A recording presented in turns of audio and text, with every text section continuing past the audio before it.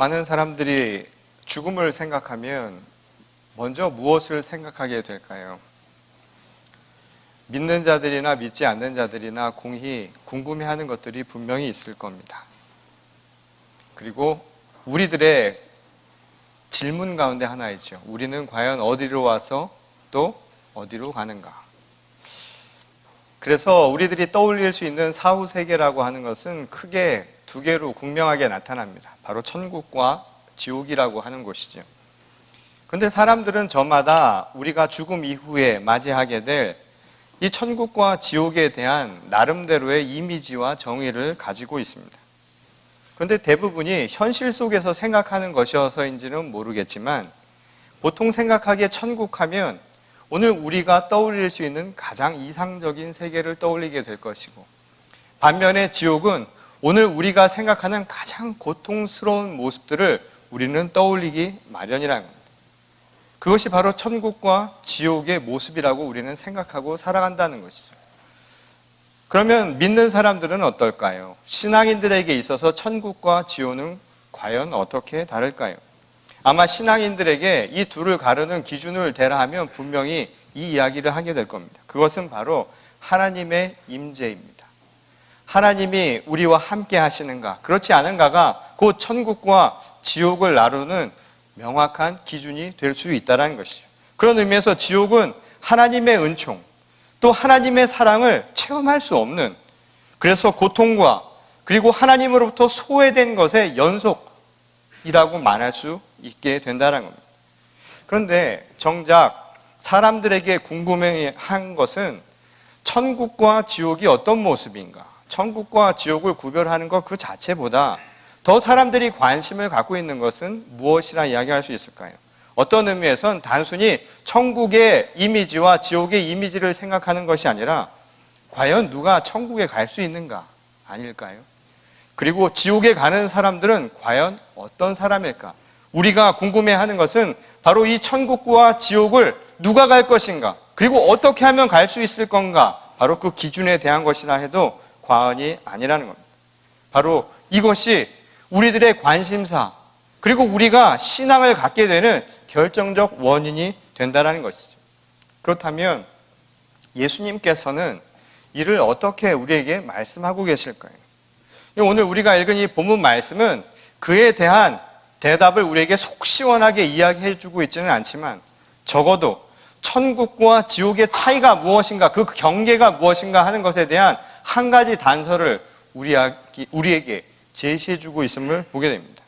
오늘 우리가 읽은 본문의 비유 말씀은 이 사실은 불특정 다수 모든 이에게 하신 말이라기보다는 이 사실 16장 전체에 걸쳐서 특정한 사람들을 대상으로 하고 있음을 우리가 보게 됩니다.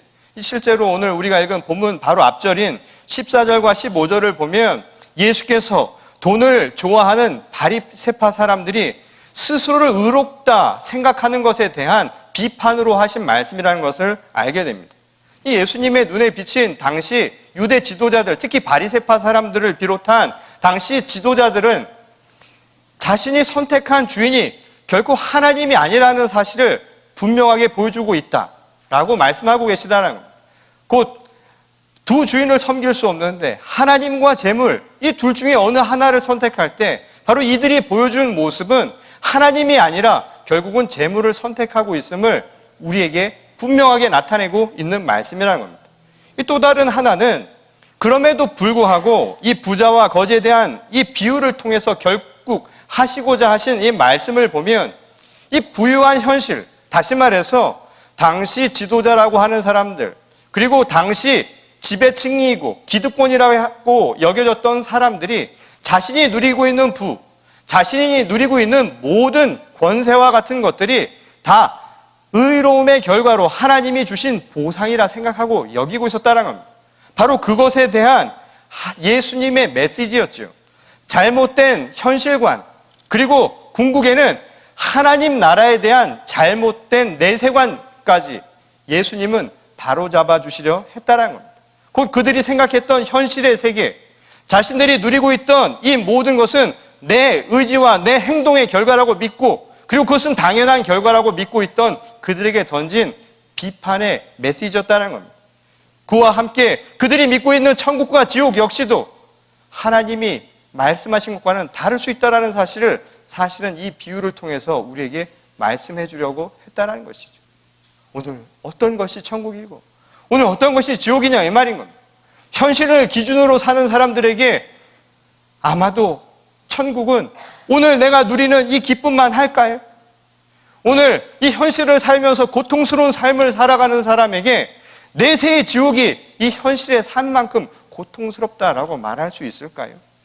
그런 현실 속에서 내가 오늘 살아가는 이 기쁨이에요. 내가 축복된 것처럼 살아가는 이 현실, 내가 모든 것을 다 가지고 있다라고 믿고 있는 이 현실 속에서 내가 하나님의 축복을 받았노라고 말하는 이들에게 예수님은 그들의 생각이 틀릴 수 있음을 지적하고 있었다는 겁니다. 근데 오늘 본문 말씀을 보면 이 비유 속에는 두 사람의 주인공이 등장하지요. 한 사람은 호화로운 생활을 하고 있던 부자였고 또 다른 한 사람은 나사로라 이름을 가지고 있었던 거지였습니다. 근데 흥미로운 사실은 오늘 이 이야기에 나타나는 이 배경입니다. 그리고 이 둘 사이를 가르는 하나의 무대적 장치로 오늘 부자의 집 대문을 이야기하고 있다는 겁니다. 다시 말해서 부자와 거지를 가르는 경계선을 바로 이 대문이라고 하는 것을 통해서 설명하고 있다는 것이죠. 한 사람은 그 부자의 집 대문 안에서 풍족한 생활을 누리고 있었고 다른 한 사람은 대문 밖에서 종기난 몸으로 부자의 상에서 떨어지는 부스러기를 먹고 살아가는 연명해야 되는 아주 비참한 삶을 살고 있었다라고 그렇게 대조적으로 설명을 하고 있다는 겁니다. 그 당시 거지의 삶은 우리가 보지는 않았어도 아마 들깨나 다름없는 비참한 삶을 살았겠죠. 남의 상에서 떨어지는 부스러기나 먹고 살아야 하는 아주 심각한, 그래서 절박한 상황에 있었음을 우리가 생각해 볼 수 있다는 겁니다. 그런데 또 다른 흥미로운 사실은 그럼에도 불구하고 이 비유의 말씀에서 예수님께서 이름을 붙이신 이는 부자가 아니었다라는 사실입니다. 오히려 거지에게 이름을 붙이고 있죠. 이 성서에서 이름이 나온다라고 하는 것은 우리가 생각하듯 사람의 이름을 알리는 것으로 그치는 것이 아니라 그만큼 그 사회에서 존경받고 인정받는다라는 사실을 간접적으로 보여주는 내용 아닙니까? 그런 의미에서 본다면 오늘 이 거지의 이름이 나사로라, 그래서 부자가 아닌 거지에게만 이름을 붙여줬다라고 하는 것은 우리가 생각해 볼 만한 대목이라는 겁니다. 근데 그 나사로라는 이름이 어떤 의미를 갖고 있는가 하면 하나님은 나의 도움이시오 피난처이시다 라는 이름이라는 겁니다. 아주 역설적이지 않습니까? 오늘 이 비유를 통해서 예수께서는 아주 역설적인 상황을 보여주시죠. 부자가 아니라 그 부자들은 내가 삶에서 얻는 모든 것들이 하나님의 축복이라 여기고 있었는데 그에겐 이름을 붙여주지 않았습니다. 오히려 아주 비참한 삶을 살아가고 있던 그 사람, 바로 그 거지가 나사로라고 이야기를 하지요. 근데 그 이름이라는 게 아주 공교롭게도 하나님이 지켜주신다는 것 아닙니까? 우리가 생각하는 것과는 전혀 다른 아주 상황을 우리에게 보여주고 있는 대목이라는 겁니다. 그래서인지는 모르겠는데 결국 오늘 이 비유의 이야기는 장면이 확 변화가 되지요. 결국 죽음 이후의 세계를 우리에게 보여줍니다. 이 죽은 거지와 부자는 서로 다른 세계로 들어가게 되지요. 거지 나사로는 자신의 이름대로 하나님의 도우심을 입었는지 모르겠지만 죽어서 천국에 들어갔다라고 그렇게 기록하고 있습니다. 그것을 22절 말씀을 통해서 이렇게 표현하죠. 믿음의 조상인 아브라함의 품에 안겨있더라 라는 겁니다. 이 말은 누가 생각해도 누가 지금 천국에 있는가를 단적으로 보여주는 묘사라고 이야기할 수 있다는 겁니다. 어떻게 해서 천국에 갔는가, 어떻게 해서 지옥에 갔는가라고 하는 것에 대한 이런 반구의 설명도 없이 그냥 이 이야기는 누가 천국에 있다라고 하는 것, 그것도 어떤 천국인가를 이야기하는 것이 아니라 당시 유대 사람들이 생각할 때 믿음의 조상인 아브라함이 있는 그곳이 아마 천국일 거라고 미루어 짐작할 수 있는 대목으로만 설명하고 있다는 것이죠. 이 반면에 부자는 음부에 머무르게 되었다, 곧 우리가 말하는 지옥에 떨어졌다라고 이야기를 합니다. 그런데 또 놀라운 사실은 말이죠, 예수께서 이 비유를 하시면서 이 비유의 이야기를 천국 이야기를 하고 있지 않다라는 겁니다. 우리가 생각하기에는 천국에 얼마나 좋은 게 많은가, 천국 가면 뭐가 있고 말이죠. 저는 어릴 때 천국 이야기를 들으면서 시험에 몇 번 든 적이 있어요. 천국에 가면 젖과 꿀이 흐른다고 했는데 전 사실 꿀과 우유를 별로 안 좋아하거든요. 왜 천국에 그런 게 있을까 말이죠. 머리가 커서는 말이죠. 그곳에는 금으로 치장한 곳이 있다고 했는데 저는 그것을 탐욕의 상징이라고 생각을 했는데 왜 천국에 그렇게 되어 있을까? 고민이 참 많았었던 때가 있었습니다. 근데 오늘 이 이야기는 천국이 어떤 곳인가를 이야기하지 않습니다. 오히려 지금 예수께서 이 비유를 통해서 주목하고 있는 것은 오히려 지옥으로 간 바로 부자의 모든 초점이 맞추어져 있지요. 그리고 이야기의 배경도 지금 천국에서 일어나는 사건을 이야기하는 것이 아니라 바로 지옥을 통해서 바라보는 시점으로 모든 이야기를 설명하고 있다는 겁니다. 근데 예수께서 어떻게 설명을 하고 있었는가 말이죠. 아브라함이 없는 저 반대편 그 지옥에 대한 설명을 우리에게 어떻게 이야기하고 계셨는가.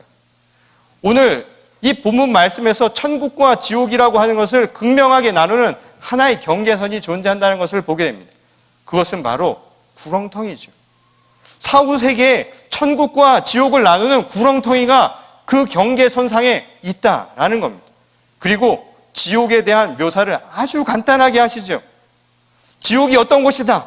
우리가 생각하던 그곳에 가면 불구덩이가 있을 것이고 온갖 고난과 온갖 고통이 있을 것이다 라는 말로 표현한 것이 아니라 아주 간단하게 표현했습니다. 그게 뭔가? 천국이 보이는데 구렁텅이 때문에 갈 수 없는 곳. 이게 바로 지옥이라는 겁니다. 예수님의 비유 속에서 등장하는 오늘 이야기는 구렁텅이를 사이에 두고 천국과 지옥이 어떻게 나누어져 있는가. 그리고 지옥이라고 생각하는 곳이 우리들 생각했던 것과는 달리 어떤 모습인가. 바로 이것을 이렇게 이야기합니다. 환히 보이는데 천국이 바로 저기 있는데 건너갈 수 없는 공간. 이게 바로 예수님이 우리에게 표현하신 지옥의 모습이라는 겁니다. 제가 군대에 있을 때 말이죠. 주일만 되면 위병 근무를 쫄병들을 시키는 겁니다.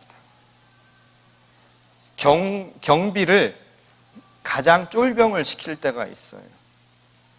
그리고 고참들은 놀죠.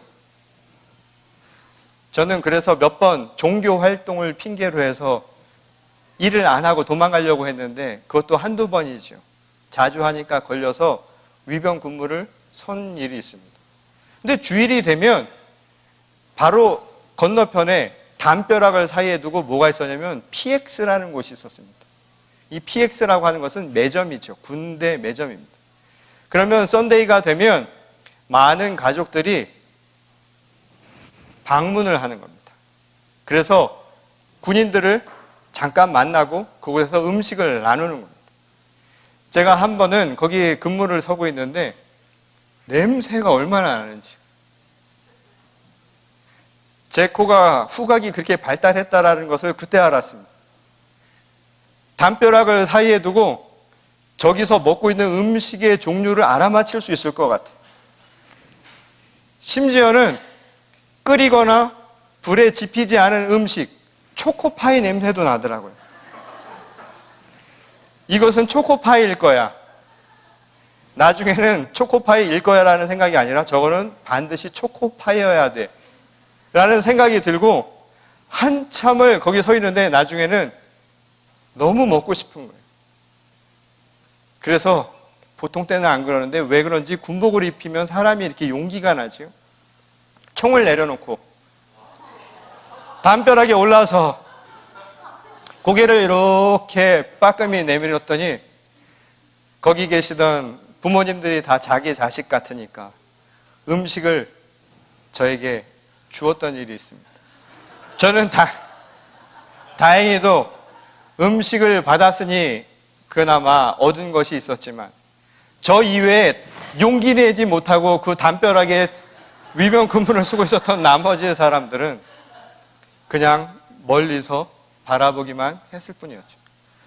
천국과 지옥을 이야기할 때 빤히 보이는데 내가 욕망이 살아있는 동안 내가 원하는 것이 있고 내가 갖고 싶은 것이 있는 그 순간 우리의 의식이 살아있는데 바로 눈앞에서 그것이 벌어지고 있는데 갈 수 없다라는 것.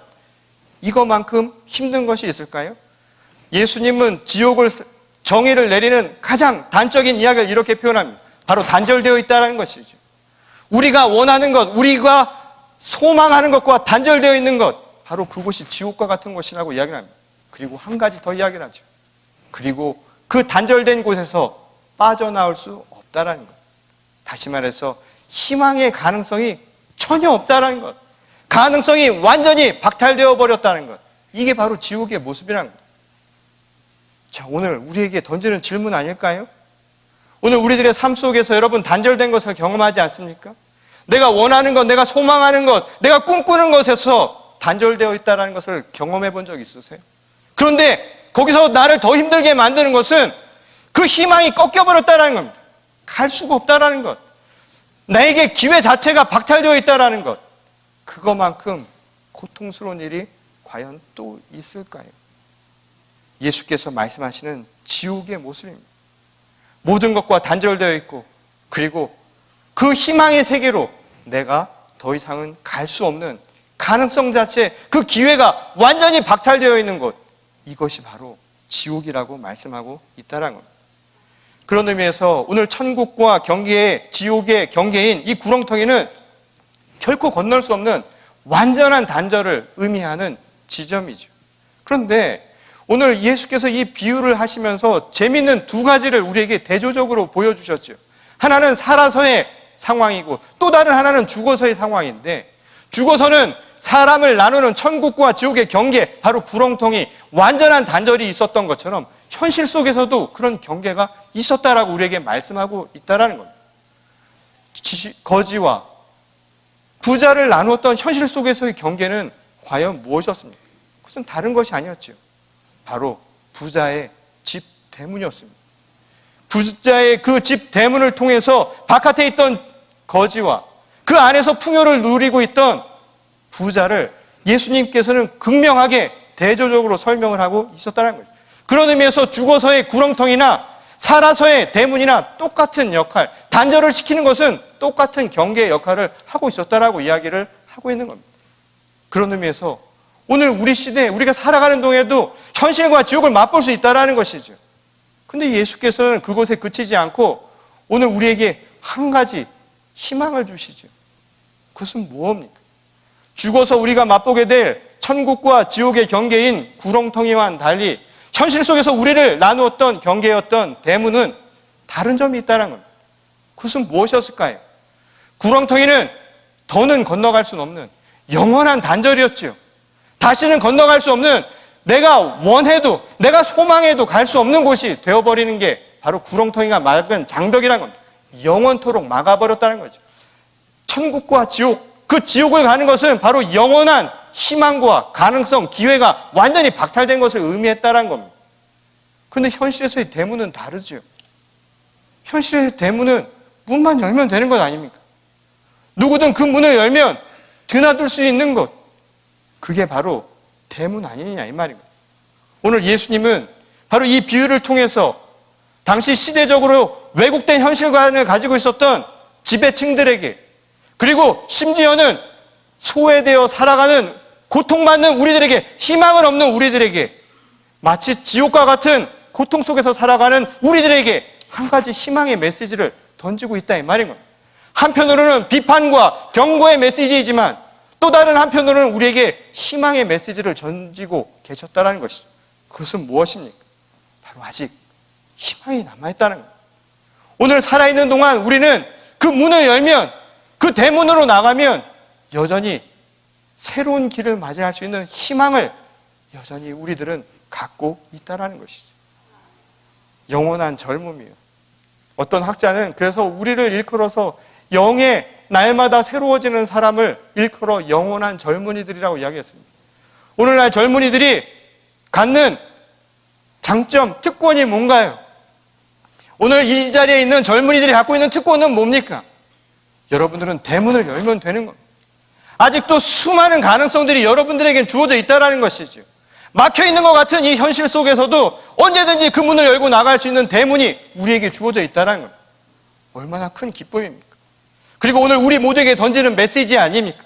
마치 인생이 완전히 가로막힌 것처럼, 나는 더 이상 저기로 건너갈 수 없는 것처럼, 나는 마치 지옥을 사는 것처럼 살아가는 우리들에게 아직 대문이 있다고요.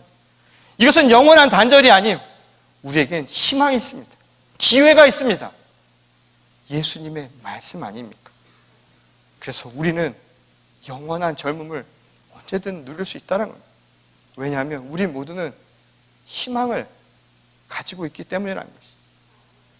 오늘 젊은이들 뿐만 아니라 오늘 이 자리에 상처와 아픔을 가지고 온 분들이 있다면 이 말씀을 듣고 마음의 위로를 받으시기 바랍니다.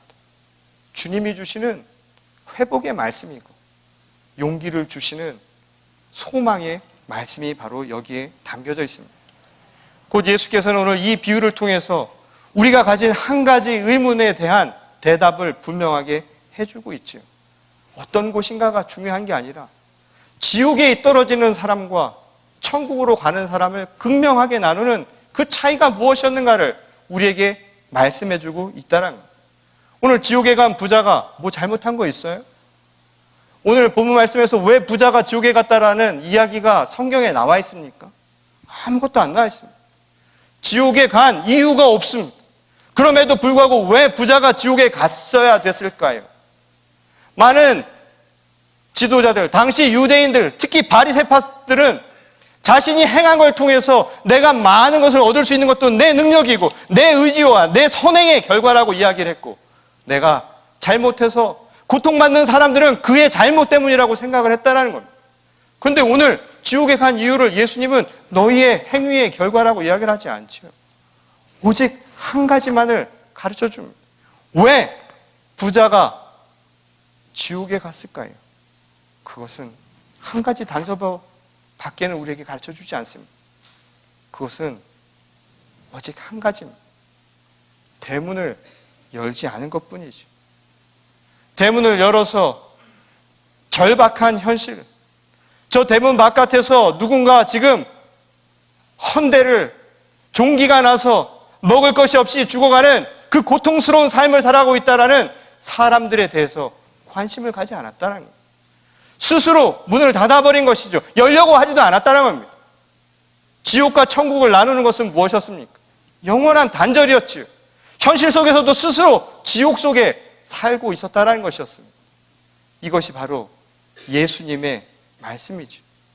만일 저 대문을 열고 한 번이라도 고통받는 사람들의 아픔에 반응했더라면 그가 맞이할 사후의 세계는 아마 구렁텅이 저 건너편에 있는 천국이 되었을지도 모른다는 겁니다.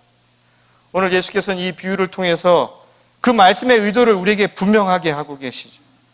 고통받는 세상 밖 사람들의 현실은 아랑곳하지 않고 그저 내가 지금 누리고 있는 것이 내가 잘한 결과로 하나님께서 주신 보상이라 여기고 살아가던 바로 그 사람들에게, 그래서 마치 지금 현실이 천국이라고 믿고 있던 그들에게 주님은 통렬하게 비판을 가하고 계셨다는 거예요.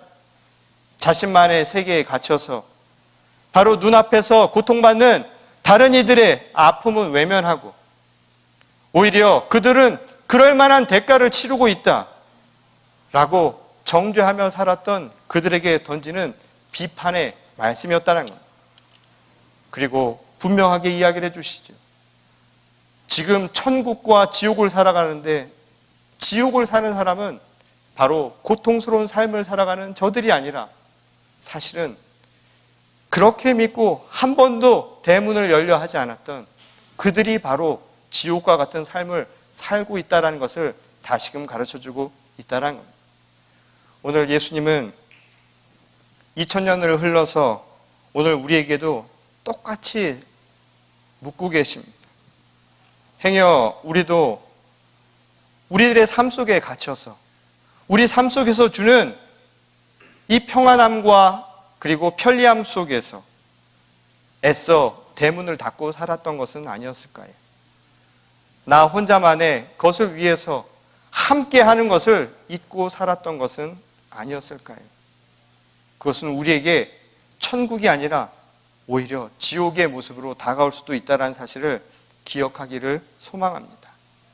내 필요와 욕망에 맞추어서 믿음까지 재단하며 살아가는 이기적 신앙인이 아니라 이제 함께 더불어 살아가며 함께 희망의 문을 열 수 있는 주님의 거룩한 성도들이 될 수 있기를 바랍니다.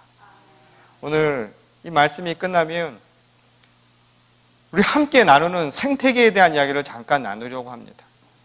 오늘 우리가 살아가는데 너무 바쁘고 너무 분주한 삶을 살면서 자기 삶에 갇혀서 살아가다 보면 아주 사소한 것조차 잊고 지내는 우리들의 삶인 경우가 많습니다. 환경이 그렇죠. 함께 살아가는 이 지구상의 모든 것도, 자연 환경조차도 사실은 저 대문 밖에서 지금 숨죽이며 죽어가는 그 누군가의 모습일 수 있습니다. 그리고 그것은 우리에게 지옥과 같은 현실로 다가올 수 있다는 것을 꼭 기억했으면 좋겠습니다. 재앙이 우리의 것이 될 수도 있다는 것이죠. 오늘 이것을 함께 나누려고 하는데요.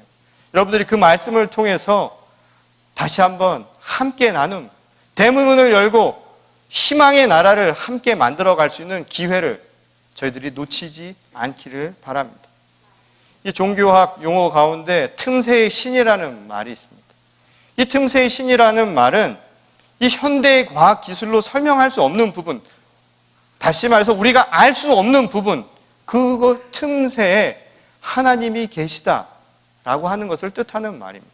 다시 말해서 우리가 알 수 있는 것 너머에서 우리는 하나님을 향한 경외로움이 생기고 그것을 통해서 종교적 신앙이 생겨날 수 있다라는 말씀입니다. 저는 오늘 이 말씀을 이렇게 바꾸어서 설명하고 싶습니다. 우리가 알 수 없는 그 틈새에서 하나님을 향한 경외의 믿음이 생겨난 것처럼 여러분, 우리들의 삶을 가르는 수많은 틈새들이 있습니다.